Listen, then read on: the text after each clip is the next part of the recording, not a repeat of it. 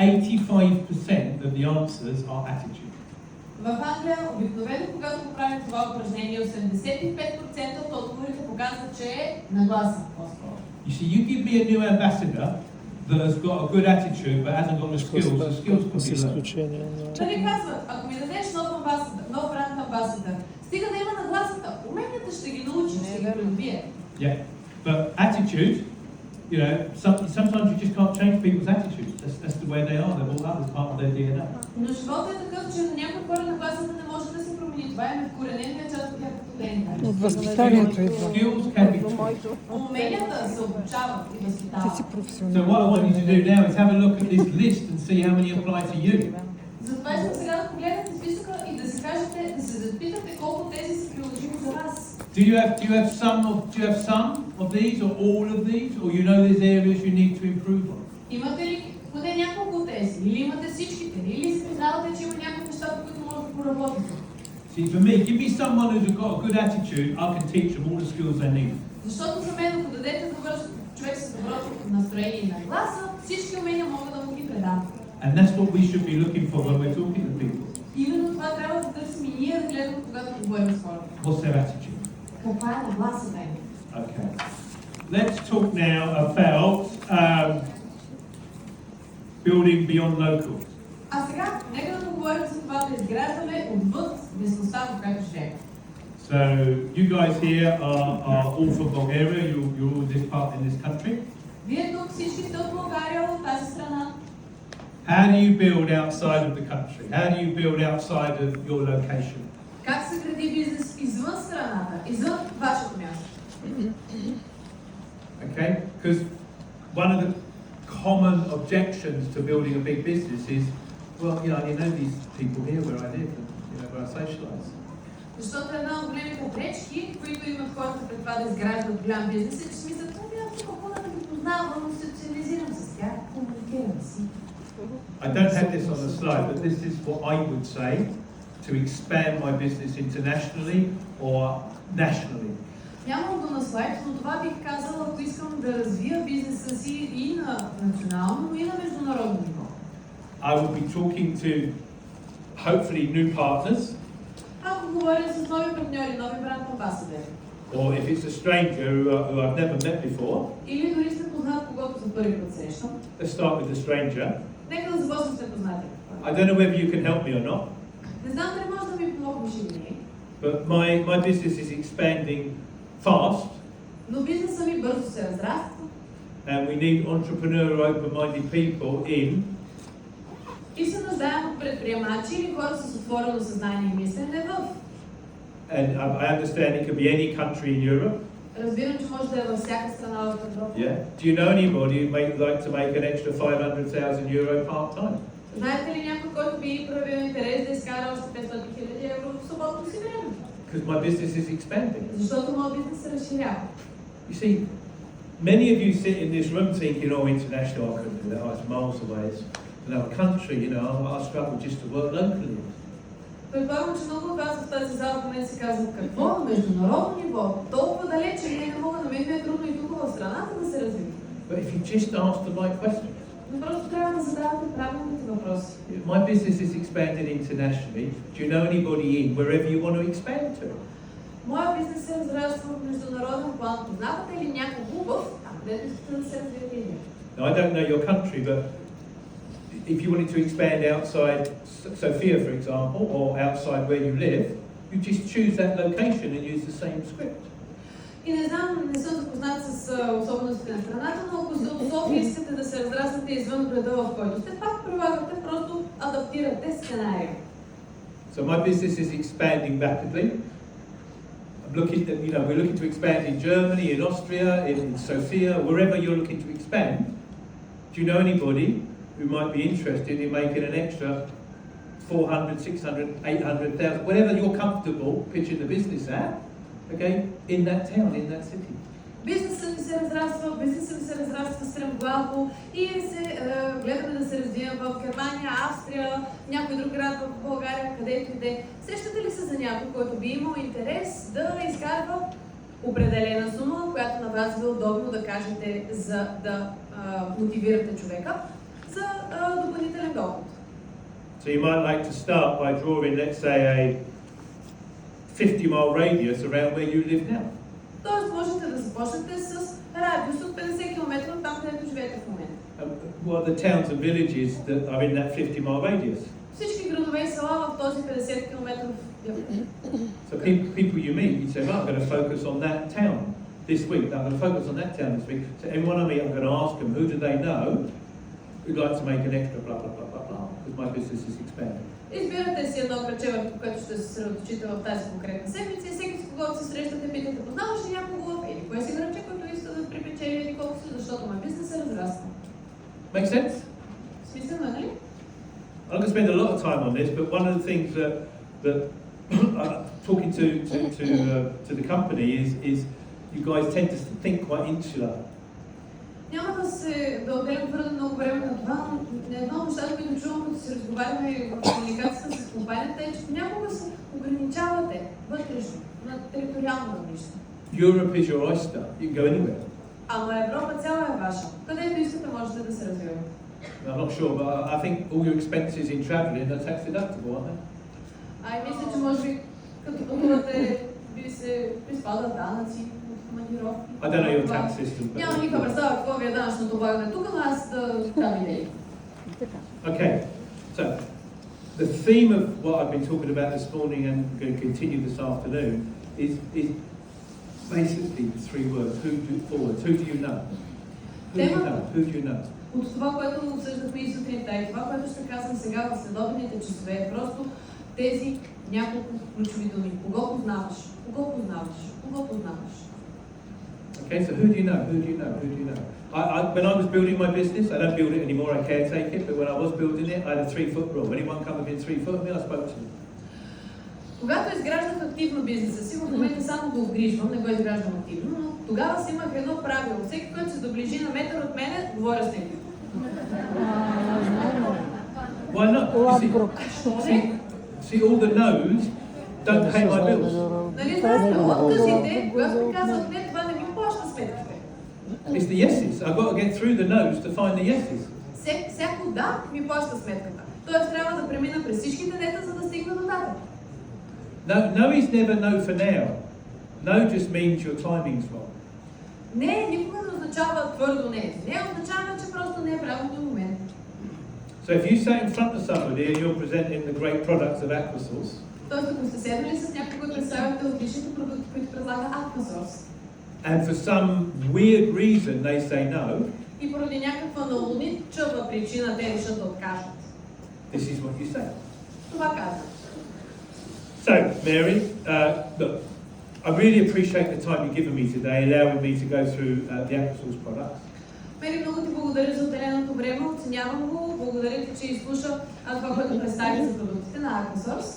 Mary, look, I know we don't have a problem because I've sat here drinking your tea for the last hour and I've really enjoyed the company. I hope you've enjoyed mine.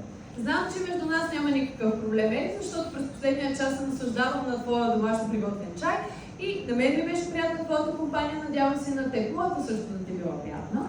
I also know it can't be a problem with the company. Знам, че за компанията не е проблем. Because the company's been in business for over 3 decades now. Защото компанията съществува вече над 3 десетилетия. Changing lives with these cutting edge products. И променя и преобразява живота с тези невероятни продукти. So we don't have a problem, the company and you don't have a problem, so I guess the only problem is my timing. Така че няма проблем между нас двете, няма проблем между теб и компанията, може би единственият проблем е в времето. So, with your permission, what I'd like to do is just keep you on my regular calling rota, and if something comes new from the company that I think you could benefit from, is it okay to stay in touch? Тоест, тук нямаш нищо против, бих се радвала да ти запазя контактите и ако нещо ново излезе от компанията, което според мен би ти било интересно и приятно, полезно и любопитно, ще се свържа с теб. Съгласна ли си? And guess what most people say? И знаете ли какво казват повечето хора? Yeah, sure. Да, разбира се. No one says no. Никой няма да откаже. You keep a record, whether it's on paper or on your computer or iPad or laptop. Само си водите записки, записвате си бележка, дали на хартия или на телефона или на компютър. Here's a big tip. Whenever you go to see somebody and you spend some time with them, ето един много ценен съвет. Когато прекарате време да се срещнете с някой, put them in the phone, in your phone, записвате си го в телефона with a little note about them. с бележка за тях. Yeah. Mary, married to John, 2 kids. Например, Мери, съпруга е Джон, има 2 деца. Eldest just going to secondary school. И големия син в момента влиза в гимназия. Пример. Put a note on everybody.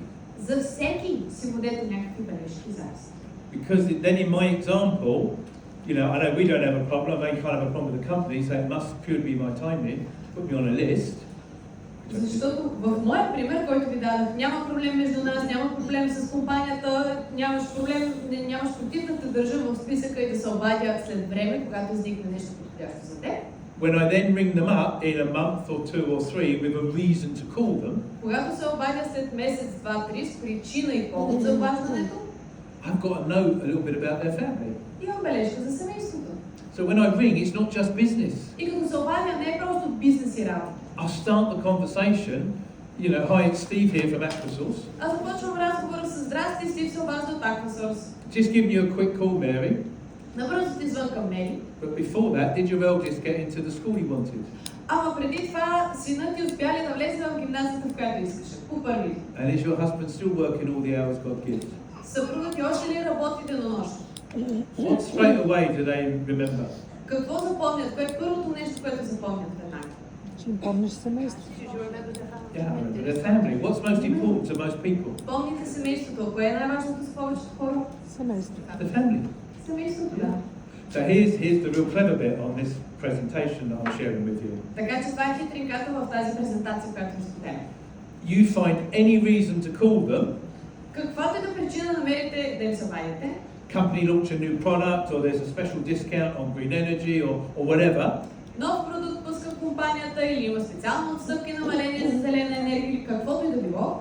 Your opening line, once you've got through the rapport stuff of talking about their family, Първото нещо, което ще кажете, след като сте преминали през тези за изграждане на лични взаимоотношения, въпроси за семейството, как са? Що са? is Mary, you asked me to call. Мери, ти ме помоли да ти се обадя. So now you've got the posture, you've got the strength, because she's asked you to call at that first meeting. И вече вие имате позицията на сила, имате гръб, защото тя ви е разрешила и помолила да се обадите на първата среща, като сте говорили. Because if you remember, I said, Mary, do you mind if I could just keep you updated with anything the company do that might benefit you and your family? She said, yeah, sure. Защото, нали си спомняте, в първия разговор питате Мери, дали нямаш нищо против да ти се обадя, ако имаме нещо интересно, което е да е полезно за теб и семейството ти, тя казва, да, разбира се. So now you're making the call with the mindset that she asked you to call. How much more positive do you feel? И вече вашата нагласа, като се обаждате, е, че тя ме помолила да споделите, когато изникне такова нещо. Колко по-положително и позитивно се чувствате вие, като започвате разговора с нея? Mary, you asked me to call. Let me tell you what our company's gone and done. You won't believe this.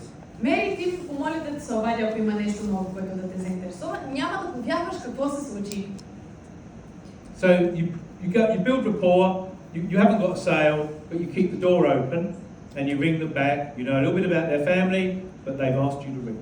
И така изграждате взаимоотношения. Няма продажба, не е нещо конкретно още, но се оставяте отворена една вратичка, след това се обаждате, питате за семейството, за това, което им е близко и при сърце и продължавате с работа.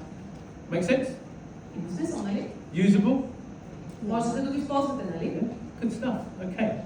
What else should we talk about? За какво да го поговорим? Do you get objections here in Sofia? Отказват ли ви в София? Yes. Yeah? Do you get people to say no? Хора казват не?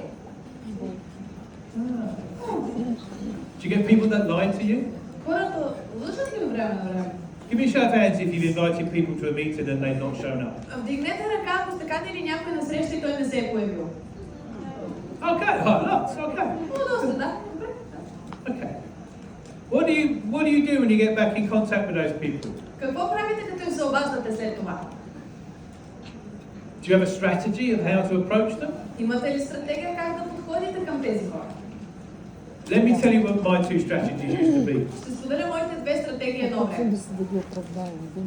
Firstly, having had a really serious health issue, Първо, преди това, че съм претърпяла сериозни здравословни проблеми, Life is too short not to enjoy your business. Животът е твърде кратък да не се наслаждавам на бизнеса си. So if someone's not come to a meeting, Така че ако някой не дойде на среща, I'm on the phone.